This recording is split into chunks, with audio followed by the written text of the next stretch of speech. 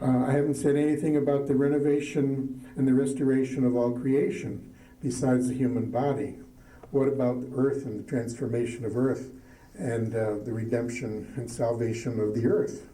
That's another thing that we believe. Amazing grace, how sweet the sound that saved a wretch like me. I once was lost, but now am found, was blind, but now I see.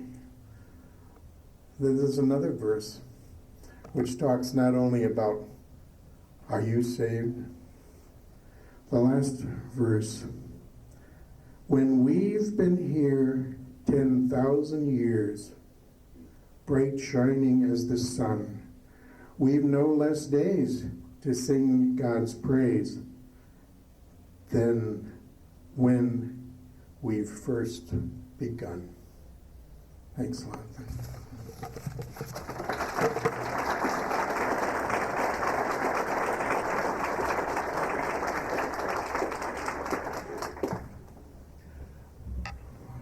John has told me that we have time for some questions, and it'd be helpful if you use the microphone so everybody can hear. They don't all have to be questions. They can also be comments or clarifications or counterpoints. So I invite your reactions. It's always tough to be the first one.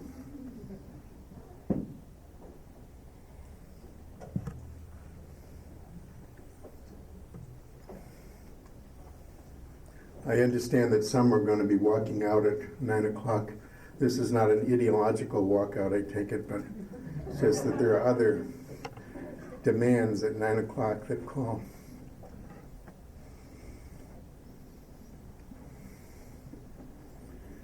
Here's one question coming up. Thanks. Yes, probably you already explained this, probably didn't understand it. I just want to know what is the correlation between the state of grace and good works.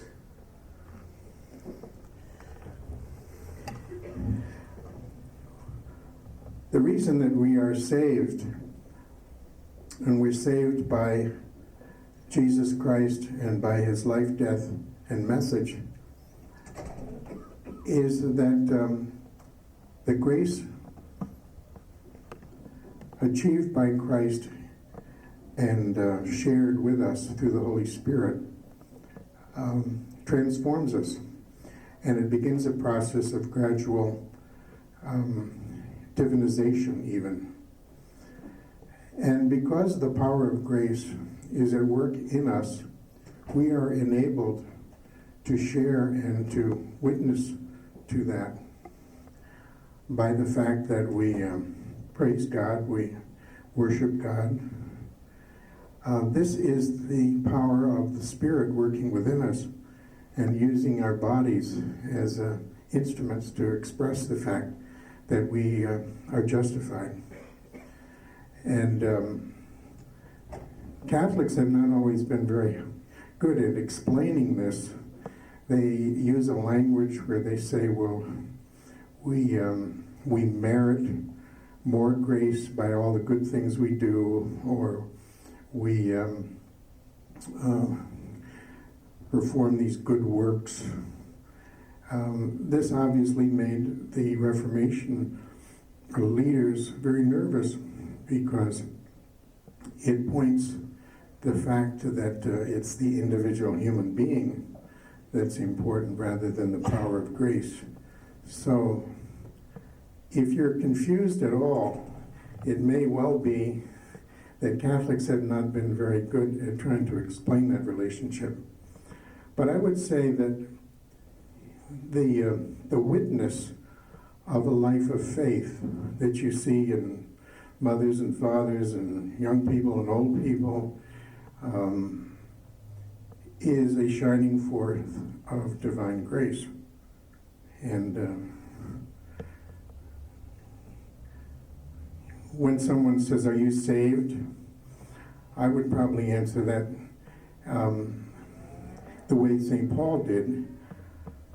I believe that I am in the process of being saved by grace, and that there's going to be a growth here, and that this is an ongoing thing, and I hope that this will be a permanent thing, and I trust in the mercy of God that it will continue, and I hope that it will. That's where the virtue of hope comes in. Does that help at all? Okay.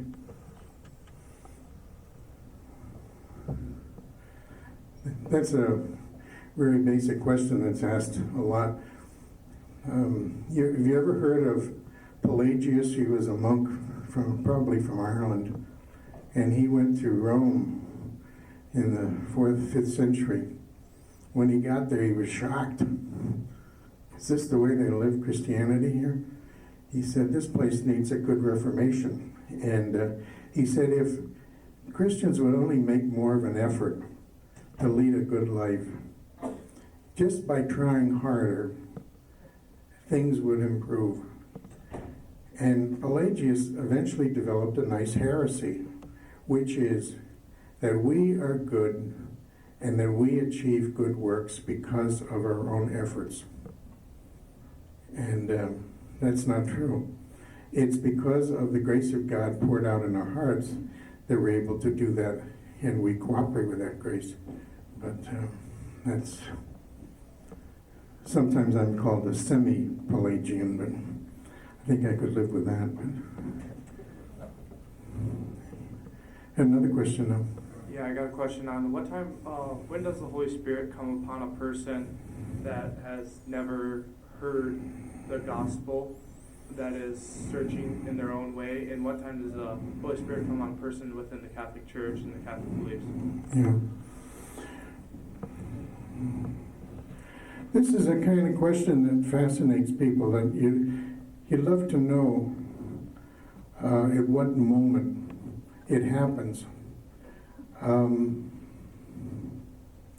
It probably begins in the womb, but the Holy Spirit is gently communicating through the parents' love for developing life, and the Holy Spirit is beginning this whole process at the birth of a child, and it's a gradual thing that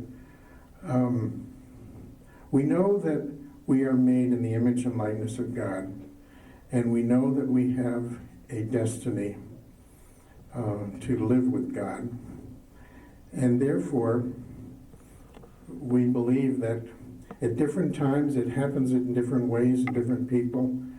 It often happens through the love that you experience from other people, and that's why the sacrament of marriage is so important. For instance, it's often through the love of another person, and through the creation of new life in parenthood, that people experience the power of the Holy Spirit in a special way. Did you want to pursue that? Yeah, I got a rebuttal question. Sorry about that. So is anybody ever able to rid themselves of the Holy Spirit in any possible way, or is the Holy Spirit just less working in somebody's life or more prominent?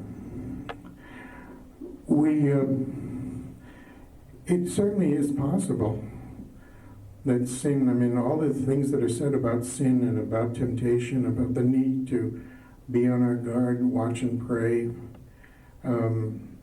Even Jesus is tempted in the gospel stories, so that a person has to be alert. It is possible, and we can only hope that we remain ultimately faithful. It is possible, and people are different. Sometimes you could go for maybe 5 or 6 years when nothing seems to be reflecting the life of the Holy Spirit, and then at another point there's some sort of a conversion experience, a mini conversion, and one is then drawn back into feeling the presence of the Spirit more. So I think it's possible, and you've probably seen that in the lives of others and maybe in your own life. I don't know. I mean, we have our ups and our downs, but I do think it is possible. But we have to pray that ultimately, given the mercy of God and the power of the Spirit, that God overcomes sin and redemption. Okay? Can you explain the analogy of faith method of interpretation that you talked about, and then also the New Testament passages you brought up in light of the current understanding of who can be saved that you talked about at the end? Yeah. The Christian message has to be seen as a totality. And if you get a single passage that would suggest to you that only, say, 1% of the human race is made in the image and likeness of God, and that some, and this was thought at one time by some people, they didn't think that the American Indians, for instance, had souls, that they were less than human, and therefore you could enslave them, and that they were. So if you have a belief like that contradicts the fact that everybody is made in the image and likeness of God, you know that there's something wrong there somewhere.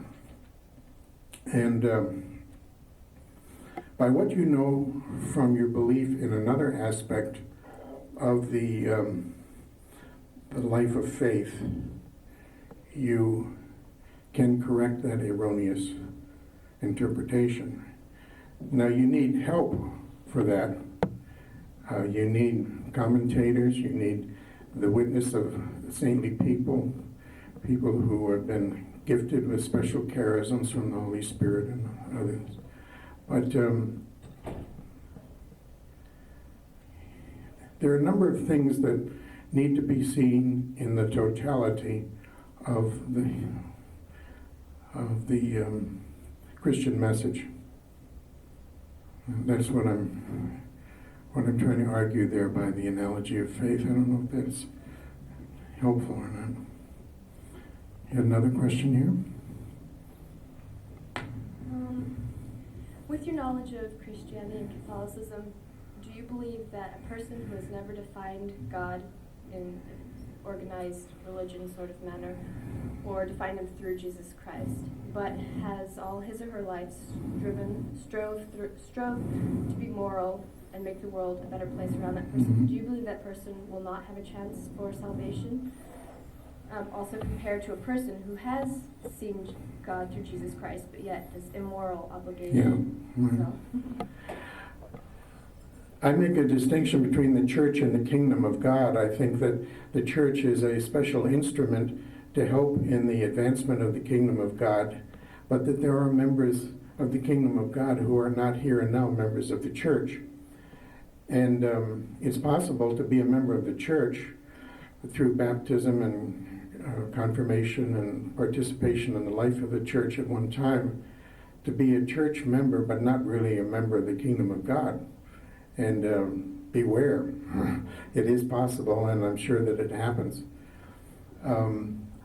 Yes, we don't know what happens at the moment of death, but one theory that I think is feasible and possible is that at the moment of death, the person in transition who has never heard of Christ before is given an insight that you believed in God, but you don't know that God has actually become human in Jesus Christ and has become one of you. And this person and this belief that you were searching for is actually concretized in Jesus, the Savior. And this is what you were looking for, and the person says, I believe, and at that moment enters into glory. So that they are saved by Christ, but it happens at the moment of death based on the way they've lived their lives. That's the way I look at it.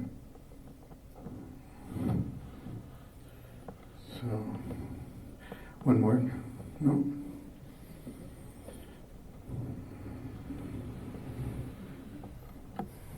Can you comment on how one can believe that God has revealed God's self fully through Christianity and yet still have a sense that there is revelation possible through other faiths that could lead to salvation?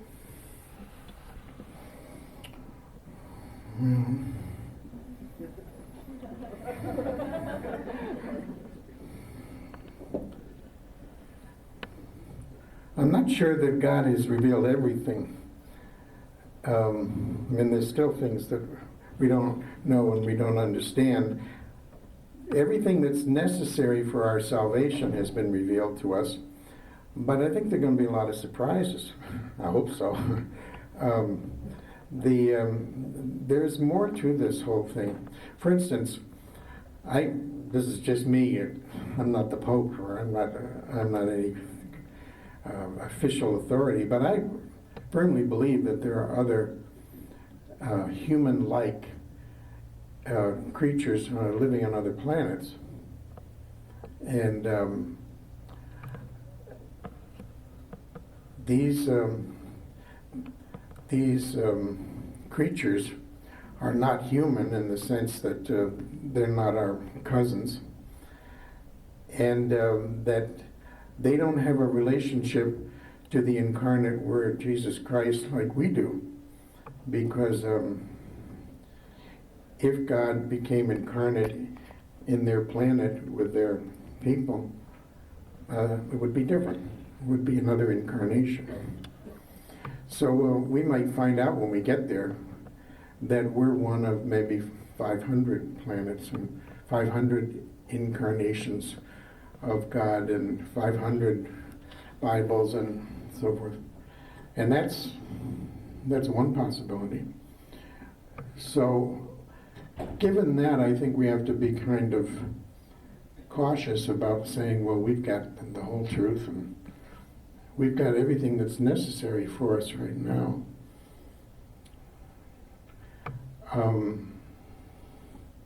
We don't always appreciate what we have, and we don't always live up to it. I mean, we have so much to learn. I just give the example of Muslim mystics or Jewish mystics who, among some, have a form of prayer and contact with God that would put us all to shame. Now, it's true that it's not based on a notion of an incarnational God, and we would consider that somewhat less than what we have.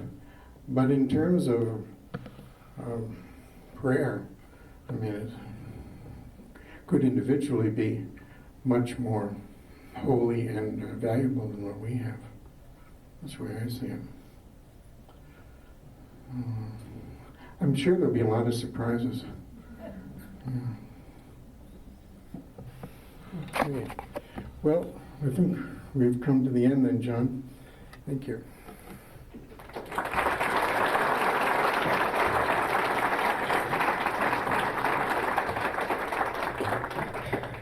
Thank you very much, Father Fahey, and thank all of you. There will be, of course,